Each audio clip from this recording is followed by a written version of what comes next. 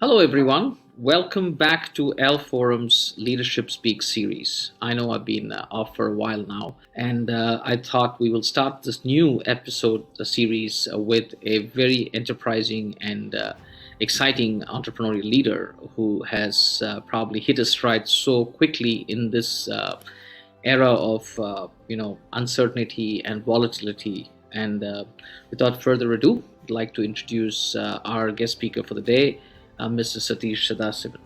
Hello, Satish. Thank you so much for the opportunity, Ringo. I look forward to talking to you.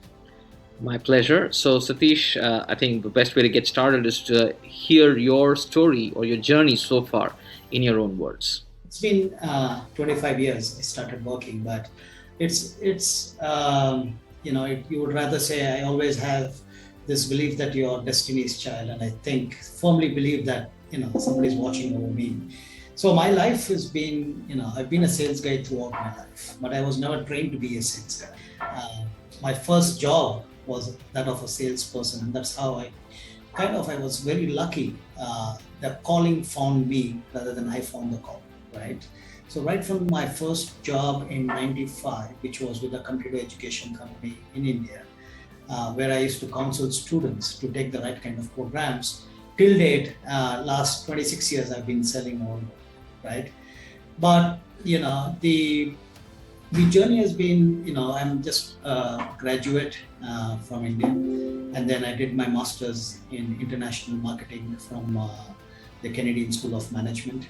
And then I spent a couple of years with the first job. And then I had the opportunity to go abroad for the first time into the Middle East, where I was based in Dubai, working with Compaq Computers and helping them to sell their hardware solutions into the ministries. People say that as a sales guy, you have made it when you start performing in Europe or in US. And I would strongly disagree that. If you can sell in the Middle East, you can sell anywhere in the world, especially when you start off. You're not used to the heat. You don't have a driving license. You have to take the cabs and you have to build everything. There is a language barrier and there is a culture barrier, right? Cracking my first deal probably took about 9 months. For 9 months, I had nothing to show in my kitty. And the 10th month, I think I scored the first deal, and that till date remains the biggest order for Compaq in the Middle East. About 500 servers and PCs for a government college in Oman. So that actually kind of triggered a lot of confidence in me that, come what may, if we actually continue down the path and invest in the process, as they call it, success is just around the corner. Spent good time with them. Y2K was really massive. At that point of time, there was a lot of apprehension that a lot of people now, the young generation, do not know of what kind of turmoil the world was in, especially when we were approaching the Y2K issue. But the thing was, with Compaq, I managed to think a little bit outside the box, and we partnered with, say, Satyam Computers at that point of time. And they had an application which can get downloaded onto your desktop. And it used to run a diagnostic test saying which of the applications are compliant with Y2K and which are not. And it also had patch applications available. Now, for the Middle East, this was all new and novel. Nobody had a clue of how this works. But when we actually sat at the table and we spoke with the telecom companies in the Middle East, and we said, you host it on your servers, and every download you added to the bill of the consumers, it clicked in a massive, massive way. So that really went well, and we generated a lot of profits and revenues from that particular project. Then I decided to come back to India and then worked with a BPO company, Hinduja Solutions. And then the very small company at that point of time, we had about 25 people in India doing some very basic call center stuff. I was part of the initial sales team, the first sales guy, in fact, who joined Hindujas. Worked very closely with the CEO at the time, Rangan Mohan. And then what was fun was, we used to travel in India, trains, buses, you name it, go and meet customers. And then we started getting a lot of international clients wanting to work with us, because that is when BPO was taking up, business process outsourcing. And that's when the company felt that it would be good for somebody like me to be based in the US and selling to customers direct rather than selling from India. So they moved me to the US in 2001. And, I was based in New York, New Jersey. The Hindujas had a great presence in New York, so we had the offices there. But exciting times because we really grew the business. The initial projects from telecom companies or healthcare companies that wanted to outsource their back office claims processing offshore. We built that from scratch. So from 25 employees, I was with Hindujas all the way till they crossed about 14,000 people. And every possible deal that we closed during that time, I was involved in it in some form or the other, right? And then, it was getting a little bit complacent. And I said, what you've said, you've done this, you've proven yourself, now what? And really wanted to test my credentials with larger technology companies, right? I want to say, are you good enough to take on a bigger sales team and a bigger company? And then had an opportunity with a company called Emphasis, which was a top tier IT company in India. And, I went on board as a director of BPO sales for healthcare, joined their offices in New York again, and then had a very good tenure with them. Now, Emphasis had a fantastic journey because a couple of years after I joined them, they got acquired by EDS. And this is the Ross Perot Group, and then EDS got acquired by Hewlett Packard. So it was a lot of acquisitions that happened. And then, I decided to move on and join Cognizant, where I spent at least 4 or 5 years with Cognizant. And then, my wife and me, we had twin boys. And the challenge of bringing up boys, even one boy is tough, and then having twins, bringing them up in the US without any kind of support was really, really tough. So we decided to move back to India, and we moved back in 2015. I got a role with a company called Datamatics in Mumbai to run their company. That was my first exposure to the demand gen, lead gen business. So I learned the business with Datamatics, built a team, almost increased the revenues from about 3.5, 4 million to about 8 million in a period of 2 years. And then we had an opportunity with a company called Ziff Davis, which is an international media and publishing house based in San Francisco. And, was their managing director for international global sales, responsible for the top line revenues. Spent a couple of years with Ziff, and then that's when a lot of clients kept talking to us and said, there are certain aspects of this business that if it is done properly, it had a huge market potential. Trust me, I had no idea of entrepreneurship, the basics of entrepreneurship, but it was just the confidence that were given by a few very good friends who are also my clients that gradually pushed me into making that decision over an overnight call. And the next day morning, we registered the company in India, and we had our first project to be executed in 2 days' time. Work from my home because that's when COVID was at its peak. Recruited my first team member 3 months into the role. And then as a team of 3-4 people, the first year itself, I think we clocked a decent revenue of about $800,000. Since then till date, I think we've had a fantastic journey. We've grown to about 200 people company today. We've been headquartered in the US. We're based in the New York City. We have offices in the Philippines. We have offices in the Dominican Republic.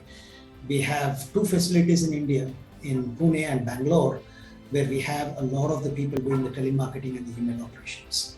So that pretty much sums up what you would call is almost like a crazy ride that we've had for the 26 years. But I would say, destiny's played its hand, and I've been lucky and also blessed to have the right kind of people at the right time guiding me along. Outstanding story. It's very inspirational, Satish. In fact, this group, as you know, is typically for the entrepreneurs, and this is the Entrepreneurial Leadership Forum. So hearing your story is very inspiring, even for me, and fills up with a lot of positivity. The way you have navigated, and wish you all success in your journey with your firm.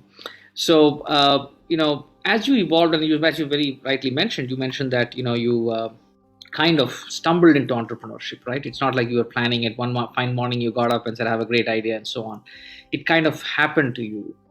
So Given that, what are your views of entrepreneurial leadership? What have you learned in the last? I'm assuming the learning has been 26 years, but what has been the real learning in the last few years as a leader of your own entrepreneur? It's beautiful. It's beautiful, but it's not for the faint-hearted, right? Entrepreneurship is all about putting other people and the organization before anything that you consider important to yourself, right? Lot of sacrifices. I remember even during the initial days when I started, we had a very clear understanding with my wife that we will not go into the savings that we have as a family. You want to do something, you raise capital on your own and you do it. It's a completely bootstrapped company. We started small because we wanted to be realistic, but gradually when you started believing in this, that took about 3 to 6 months for me myself to say that, hey, this could really be something viable, right? And then the family buys into this. But then you have to understand the steady salary on a monthly basis is still not coming in, and that's when your month to month expenses become very important, right? So we had to cut down. We had to cut down on our lifestyle. We had to cut down on eating out. The kids had to cut down on ordering food online and things like that. But it was all worth it, right? So it is not easy. There have been months, at least for the first 9 months of starting my own firm, I never got $1 as a salary, right? But our commitment was we will pay each and every employee on the first of every month. So, what business we used to close, we used to deliver, we used to invoice, whatever used to come, used to get paid, right? So that was the story. And then, till date, I think I'm so proud as a first-time entrepreneur, we've never missed paying our employees beyond the first or second of the month, depending on what day it is. So it is challenging. It is a lot of pain, and it is, you have to swallow your ego. If you have an ego, and it's very difficult to be an entrepreneur, right? You have to go down to the basics of a human being. You have to be really humble, and you have to be willing to learn from people, right? And you have to understand that there are people out there who are going to be much smarter than you, who you need on your team for you to win. But to admit that and to get them onto your team and let them do their job and not interfere is very, very key if you want to succeed as an entrepreneur, right? For me, I was lucky because I had some amount of exposure in managing large, complex teams in my previous roles. So I was more comfortable in others taking the lead and running it, while I was able to just give them the broad view and the goal and the vision. But the most important thing was we had a very clear goal as a company. We wanted to be a company that's known for quality, a company that's known for transparency, and a company that is very high on ethical practices. That was really missing overall in this industry that we participated in. As long as that culture was baselined and made very clear to each and every individual joining the company, I think the journey became a lot more easier, because then people exactly knew how to align themselves with the larger goal, right? So, my advice is, if you're passionate about something and you truly believe that this is something that you really want to do, and you want to be an entrepreneur, you have to go with it. You have to go at it with everything that you got. Do not hold back. If you're committed to it, you're committed to it. But then be prepared for a lot of hard work, a lot of grind, a lot of long hours, and a lot of ego crushing moments that are going to come, right? But once you cross those initial periods, you put in the hard grind, and then you start looking at this small sapling that is starting to grow and branch out. Truly, that is one of the most intoxicating experiences you can probably have in life. You are a good salesman, I must say. The way you're sold entrepreneurship, I'm sure a lot of people watching this might end up becoming entrepreneurs and chucking their jobs. So, yeah, I mean, believe me, I am also an entrepreneur of some sort. So, yeah, I agree with you that humility is almost an expectation. You have to be humble and you have to swallow your pride. and you should be ready to learn from anybody because you don't know where the next piece of knowledge is going to come from. Absolutely, I resonate with you. Um and I think a lot of things that you say absolutely resonate, and I believe that is the right way of becoming an entrepreneur and or a leader, an entrepreneurial leader. So, in you did mention a few of them in passing, Satish. What have been your key challenges as an entrepreneur, an entrepreneurial leader? What challenges have you really kind of faced in this journey so far? It's about, you've never done this before. There is no manual that comes which says, here are the things that you need to do if you're an entrepreneur. You learn along the way. You make bad choices in some of the recruitments that you make. You make mistakes in the processes that you set up, the framework that governs your organization. Everything matures over a period of time because no two companies are the same, no two challenges are the same, right? Because what we got to understand is at the end of the day, a business is about human beings. And human beings are all about, their own personalities, their own perspectives that they bring to the table. So for somebody where you could possibly go back in your previous roles and consult somebody, the buck stops with you here, right? And when you're put in that situation, you're probably making the decisions based on your experience. So the challenges are, it is difficult sometimes to really anticipate and make the right call, but then you go by your gut and you trust your gut and you make those calls, right? Identifying the right kind of people who share the same passion and the same kind of vision is very tough, right? And then making sure that the initial governance frameworks that ensures the organization is always right by the law, that you're declaring what you earn, you're filing your taxes on time, whatever minimal amount it might be, and you have enough visibility into what the cash flow is. Figuring that out and understanding the mechanics of how to manage the organization is very important, right? I learned that the hard way.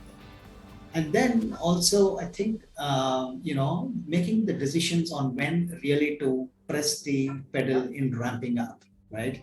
Because you have business that is coming in, the demand is increasing, but at the same time, you should make the judgment on when exactly you ramp up your operations to support that.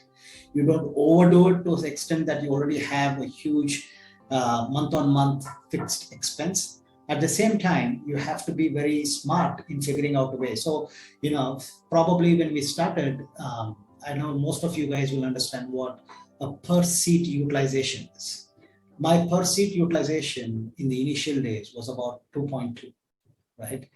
That means that, we used to have 30 seats, but I used to have 90 people working on those 30 seats across 3 different shifts, right? Now it has come down to 1.6, 1.7, only because we decided to have it that way. So having that kind of planning and that kind of vision and optimizing whatever limited resources you have is very, very key. So understanding that was a challenge. How do you optimize this? How do you optimize with bare minimum resources but getting the expected results, right? Again, comes with experience. And then the most important thing is obviously money, right?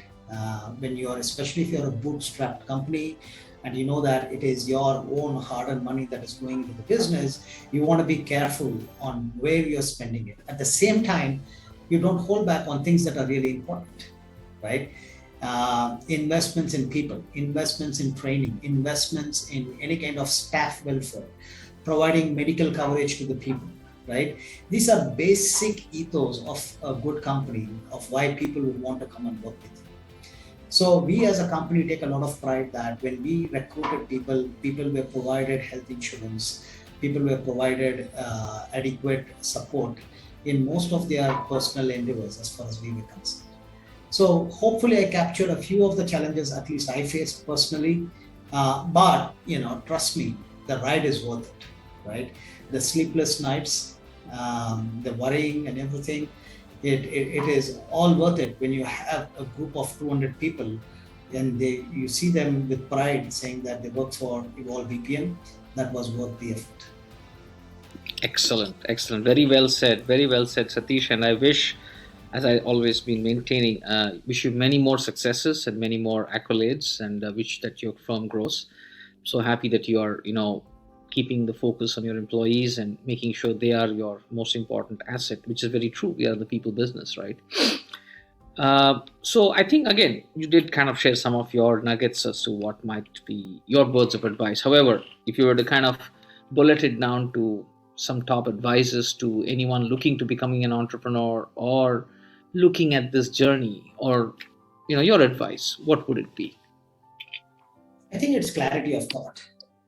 As long as you have clarity of thought on what exact problem that you are out to solve, and you have your why very well defined. If your why, WHY, is very clear and concise, the reason why you want to do something, then you will be successful no matter what. My why was very, very focused on creating a business that is highly focused on delivering ROI for every sales dollar spent by my clients, right? I wanted to make sure a sales guy who gets leads from EvolveBPM has an equal chance at success if he is able to qualify those leads into deals. The why is important. If the why is just about making money, if it is about buying an expensive car, it's about buying real estate, it's the wrong why. So my advice to everybody is have your why nailed down to the core of why you want to do entrepreneurship and why do you think that it's going to be useful.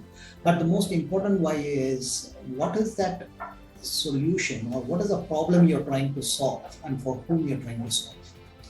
If these 3-4 things are very clear in your mind, then go for it. If you're convinced that you have the right problem identified, you have the right solution identified, and you have the right why, that's all it takes. You may start small, you may start big, but irrespective of it, you will make it if your why is very clear. Excellent. I think very energizing conversation with you, Satish, and I hope to kind of keep bringing you back. As I told you, this forum is meant for entrepreneurs and entrepreneurial leaders, and we have a group of people who are leaders like yourselves. We have academicians, we have business leaders, students. So we have a very mixed bag here. So I welcome you to participate more actively in the coming times. And if you have any suggestions and thoughts that we could do some other initiatives on this forum, I would love to take your thoughts on that. So thank you very much, and once more, wish you and EvolveBPM all success. Thank you so much for joining us on the show. Thank you, Vinay. Take care. Like, share, and subscribe to the EL Forum channel. Click the link below to enjoy the full video.